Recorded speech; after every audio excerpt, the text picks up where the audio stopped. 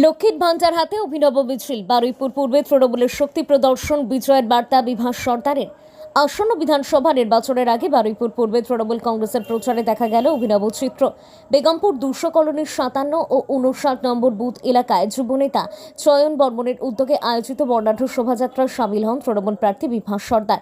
এই মিছিলে কর্মী সমর্থকদের উচ্ছ্বাস ছিল চোখে পড়ার মতো। বিশেষ আকর্ষণ ছিল মহিলাদের হাতে লক্ষ্মীর ভান্ডারের প্রতীক নিয়ে অংশগ্রহণ, যা প্রচারে এক অভিনব মাত্রা যোগ করে।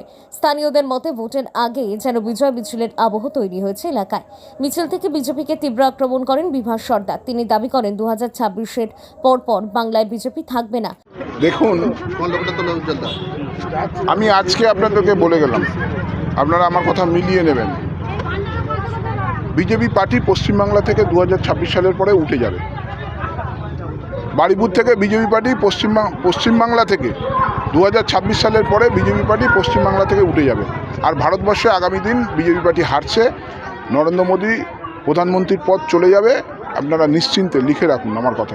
দেশের রাজনীতিতেও বড় পরিবর্তন আসবে।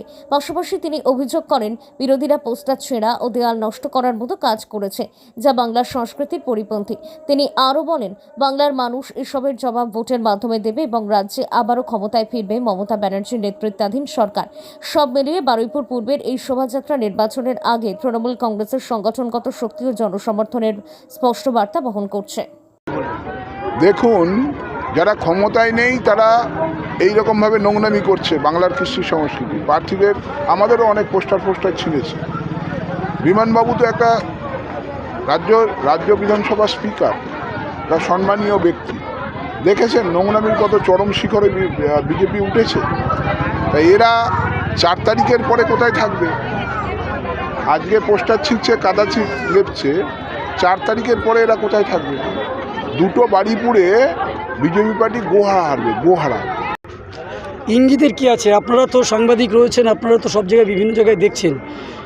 ইঙ্গিতের কোনো ব্যাপারই নেই। মমতা বন্দ্যোপাধ্যায় আবার চতুর্থবারের জন্য যে সংখ্যক বিগত ৩ বছর যে সংখ্যক আসন পেয়েছিল তারকে ছাপিয়ে গিয়ে আমরা আশাবাদী প্রায় মমতা বন্দ্যোপাধ্যায় ২৩০টা আসন নিয়ে আবার চতুর্থবারের জন্য বাংলার মসনদে বসে এবং সুশাসন চালিয়ে যাবে।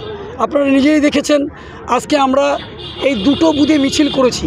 একটা বুথে ৯২৮টা আর একটা বুথে ৭০০-৭৫০ ভোট। আপনারা নিজেরাই আজকে বলুন, আপনারা নিজেরাই দেখছেন যে এখানে ভোটার তো রয়েছেই। টোটাল ভোটার যদি এখানে ২৪০০ হয়, আপনারা আজকে মিছিলে দেখেছেন যে সুবিচার মিছিল, এখানে ২৪০০রও বেশি মানুষ। কারণ যারা বাচ্চারা ছিল তারাও উৎসাহ এসছে, যারা চলতে পারছে না তারাও এসছে, যারা এখনও নতুন প্রজন্ম যারা ভোটার হয়নি তারাও এসছে। অর্থাৎ আমরা ২০০ কলোনিতে যেভাবে মানুষের জন্য পরিষেবা দিই, মমতা বন্দ্যোপাধ্যায়ের আশীর্বাদ আমরা পৌঁছে দিচ্ছি, তার ইঙ্গিত রাখে যে প্রত্যেকটা ভোটারই তৃণমূল কংগ্রেসের পড়বে।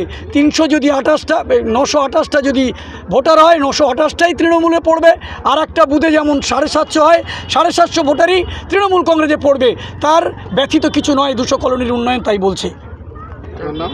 আমার নাম চয়ন বর্মন, আমি বারুইপুর ব্লক তৃণমূল যুব কংগ্রেসের সহসভাপতি।